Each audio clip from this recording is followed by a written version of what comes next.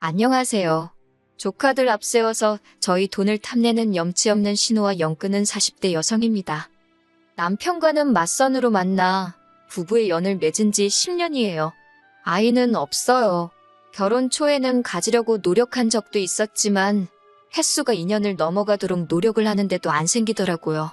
남편이 자기는 아이를 안 좋아한다며 없어도 괜찮다는 말로 저를 위로했지만 저는 도무지 납득할 수가 없었기에 병원을 찾았네요.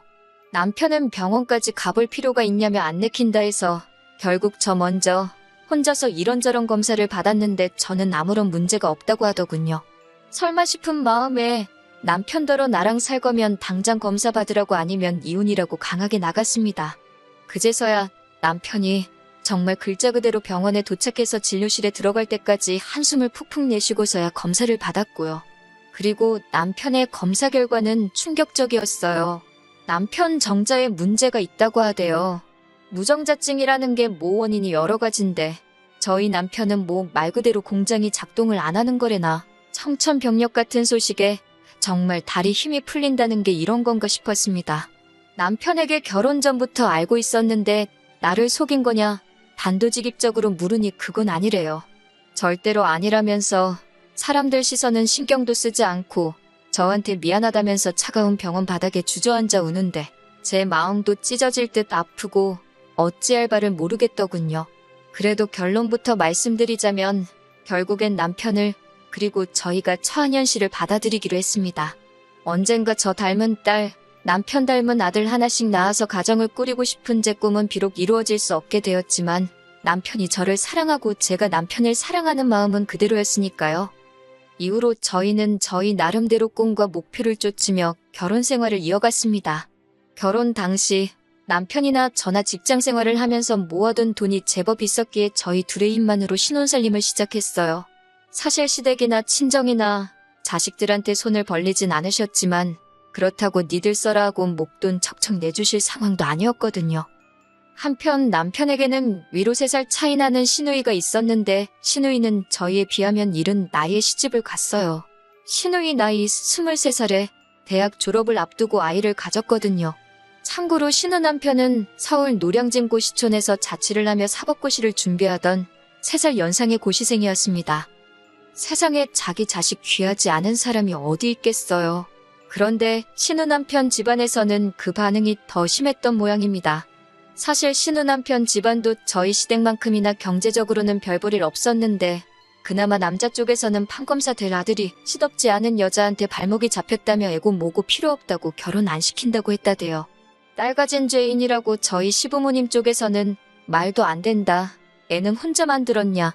결혼 꼭 시켜야 된다며 버텼고요. 그리고 자식이기는 부모 없다고 결국은 그 심한 반대를 이겨내고 시누와 시누 남편이 부부의 연을 맺게 된 거예요. 그나마 시누 남편 쪽에서 남사스러워서 주변에 말 못한다 해가지고 제대로 식도 못 올리고 살림만 합쳤다가 애 나이가 10살 남짓 되어서야 웨딩드레스를 입었고요. 그렇게 힘들게 한 결혼인 만큼 잘 살았으면 좋았을 텐데 시누는 결국 졸업을 코앞에 두고 대학을 떠났고 이내 출산을 했습니다. 당시만 해도 산후조리원이 무척 비싸서 저희 시어머니께서 시누를 살피셨고 시누는 몸을 풀기가 무섭게 바로 직장에 취직을 했대요. 이후로 시어머니가 애를 키워주다시피 하셨고 시누는 시누대로 생활비를 벌어 시누 남편의 고시 공부를 뒷바라지했고요. 이건 여담이지만 그런 와중에 금슬은 좋았는지 어느새 애들은 셋으로 늘어났답니다. 여러 가지 의미로 대단하지요. 아무튼 문제는 그럼에도 불구하고 시누 남편이 판검사는 고사하고 1차 시험도 패스를 못했어요. 이 정도 되면 시누 남편 부모님도 좀 기세가 꺾일 만한데 이게 다 자기 아들 발목 잡은 시누 때문이라면서 오히려 시누를 더 잡더라고요. 이야기를 듣고 있으니 같은 여자로서 시누가 참 불쌍하대요. 하지만 같은 여자이자 가족으로서 불쌍한 건 불쌍한 건데 시누가 자기 사는 게 힘든 걸 저희한테 보상을 받으려고 하니 환장할 노릇이었습니다. 저와 남편이 결혼하고 얼마 지나지 않았을 무렵이었습니다. 어머님 말씀이 당신 사위, 그러니까 시누 남편이 고시 공부를 접기로 했다고요. 하지만 그게 다가 아니었고 뜬금없이 서점을 열겠다 하더랍니다.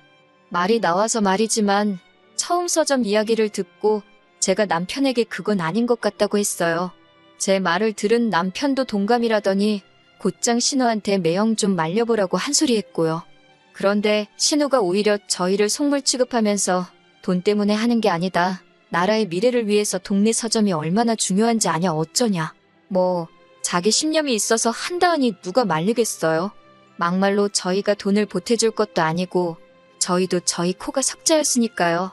결국 그래 뭐 알아서 해라 잘해봐라 하고 이후론 저희도 말을 아꼈습니다. 이후로 신우네가 대출을 받아서 기어이 서점을 차리더라고요.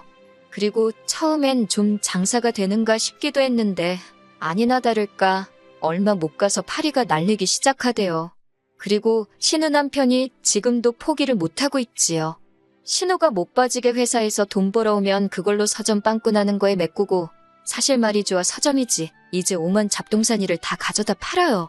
그나마 지방인이 버티고 있지 서울이었으면 진작에 나가 떨어졌을 겁니다. 한편 그렇게 제가 남편하고 결혼한 지 한 3년차 되던 때였어요. 설명하자면 긴데 일단 결혼할 때부터 남편과 저는 이미 명절을 어떻게 보낼지 서로 상의를 해둔 상황이었습니다. 한 번은 친정 먼저, 다음엔 시댁 먼저 명절마다 순서를 바꿔가자고요. 그리고 그날은 친정에 갔다가 명절 당일 저녁에 시댁에 왔지요. 참고로 저희 시댁은 제사가 없고 남편의 무정자증이 밝혀진 이후로는 시부모님이 저를 소위 건들지를 않으셨네요. 오히려 제 눈치를 좀 보셨다고 해야 하나.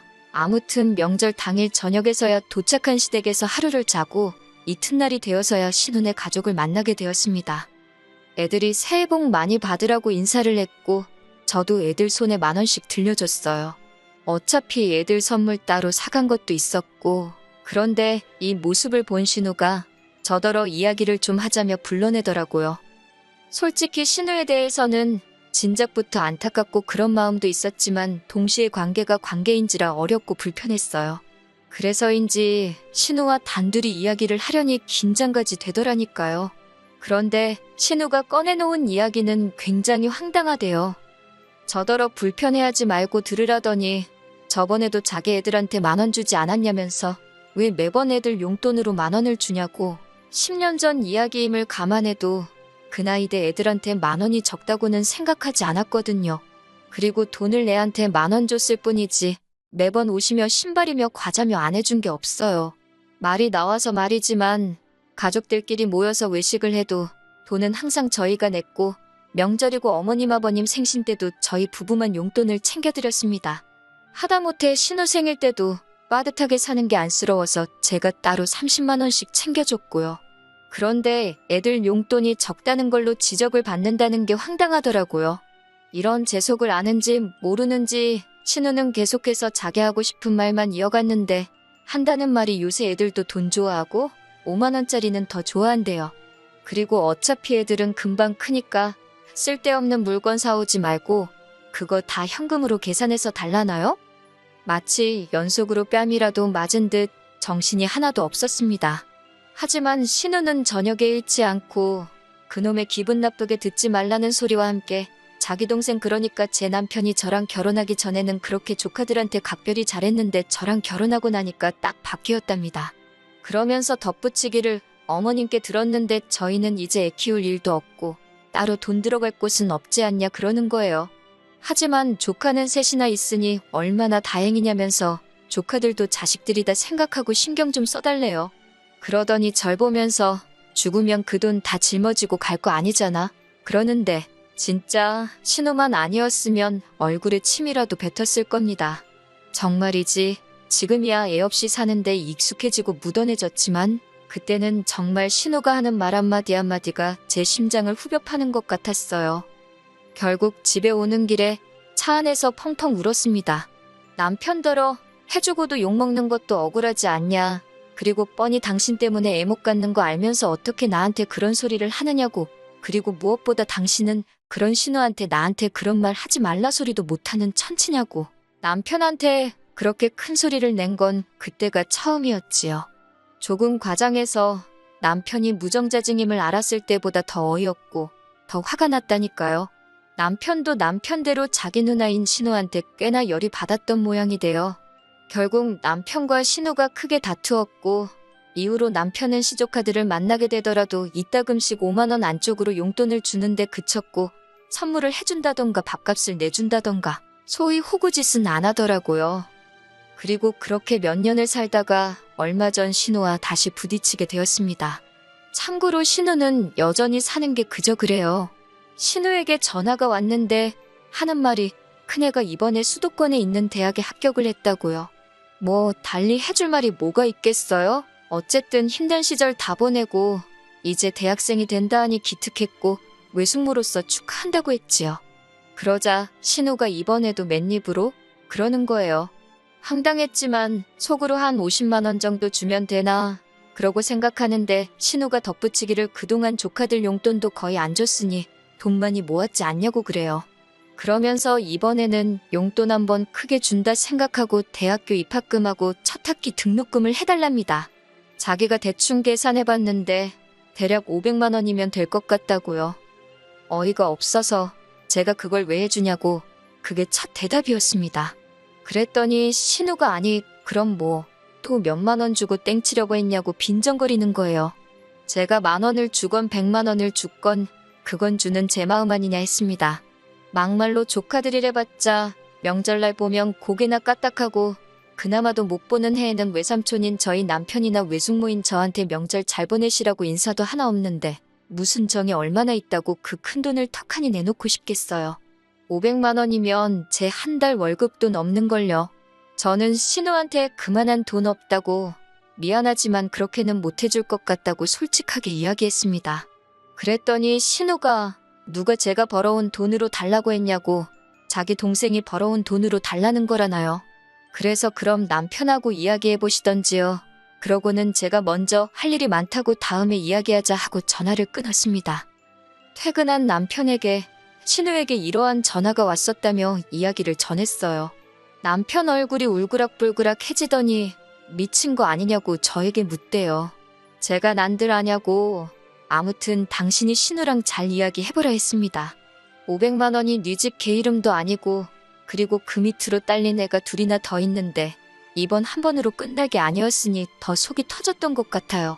남편이 생각하고 말 것도 없다며 바로 제 앞에서 신우에게 전화를 걸었습니다. 스피커폰으로 통화를 하는데 남편이 등록금이 말이 되냐면서 신우더러 왜 이렇게 뻔뻔하냐고 뭐라 하더라고요. 그러자 신우가 한다는 말이 너네는 직장 다니면서 결혼했으니 나처럼 어렵게 시작한 것도 아니지 않냐. 그리고 둘이서 그렇게 돈 벌어서 다 어디다 쓰려고 그러냐. 만난 거 먹고 좋은 거 두르고 사는 건 사치지만 조카의 앞날에 투자해주는 것은 인정이고 도리이지 않냐고 따지대요. 남편이 그런 신우더러 번지르르하게 말은 잘한다면서 인정이고 도리고 그것도 내가 내켜야 하는 거라고. 그리고 나는 돈 어디서 거저 벌었냐고. 나도 개같이 직장 생활해가며 번 피 같은 돈이라고 악을 쓰대요. 그러더니 신우더러 헛소리 짓거릴 거면 2번 다시는 연락하지 말라고 쏘아붙이고는 전화를 끊었습니다. 솔직히 이 정도 했으면 신우도 알아듣고 그만했어야 하잖아요. 그런데 바로 이튿날 이른 아침 남편이고 저고 출근 준비로 바쁜데 어머님한테 전화가 왔어요. 어머님이라고 핸드폰에 뜨는 순간 어제 일 때문이라는 건 직감적으로 알아챘지요. 어머님께서 하시는 말씀이 얼마나 힘들면 저러겠냐고. 그러면서 남편더러 형제라곤 너네 둘 서로밖에 없는데 돈 몇 푼에 이렇게 의가 상해야 되겠냐면서 얼마라도 좀 해주라고 하셨습니다. 어머님도 한 200만 원 해주기로 하셨다면서. 그러자 남편이 어머님더러 어머니도 이런 말씀 하실 거면 전화하지 말라고 하대요.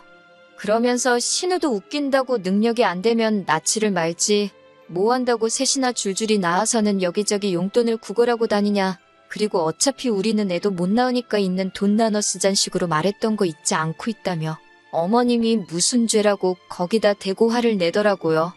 사실 저도 대놓고 용돈 달라고 한 거보다 어차피 너희는 애도 없지 않냐면서 어쩌고저쩌한 그 소리가 마음에 한으로 맺혔어요. 그래서 이후로는 내 재산이 지들 재산인 줄 아나보지 싶어서 더 꽁꽁 감추고 안 쓰고 싶더라고요. 결국 어머님께서는 남편하고 저에게 너희가 그렇게 마음 상해 있는 줄은 미처 몰랐다며 미안하다 하셨습니다. 내키지 않으면 어쩌겠냐고 도와주지 말라시대요. 저렇게 사는 것도 지복이고 이렇게 사는 것도 저희 복이라면서 그러면서 부모로서 이러지도 저러지도 못해, 도와주지도 못해서 미안하다 하시는데 그건 그거대로 또 갑갑하고 답답하더군요. 그래도 어쩌겠어요. 다들 남이 해결해주지 못하는 문제 하나는 가슴 안에 품고 살잖아요. 결국 신우와 저희 사이는 완전히 틀어져 버렸습니다. 이 와중에 생각한 50만 원을 준다는 건 이거나 먹고 떨어져라로 보일 수도 있으니 가당치도 않은 일이었고, 그렇다고 달라는 대로 해주자니 그건 뭐 생각할 것도 없이 싫었고요. 그렇다고 신우가 자기가 저희에게 실수했다고 생각하는 것 같지도 않고, 어떻게 사이를 풀어보려고 노력하는 자체가 의미가 없었어요. 남편은 이렇게 살다가 기회가 되면 다시 보고 사는 거고, 아니면 마는 거라며 저더러 너무 심각하게 생각하지 말라대요. 솔직히 마음이 편하지는 않지요. 하루는 그까짓 500만 원 없어도 사는데 그 돈이 뭐라고 남매 사이가 저렇게 틀어졌나, 내 잘못인가 싶어서 그냥 줘버릴까 그런 생각도 들다가, 또 하루는 우리가 그 500만 원을 어떻게 모았는데, 그리고 지가 우리한테 돈 맡겨놨나, 너무 괘씸하다 싶고, 그래도 나서진 않으려고요. 남편이 어련히 알아서 잘 해주리라 믿으렵니다.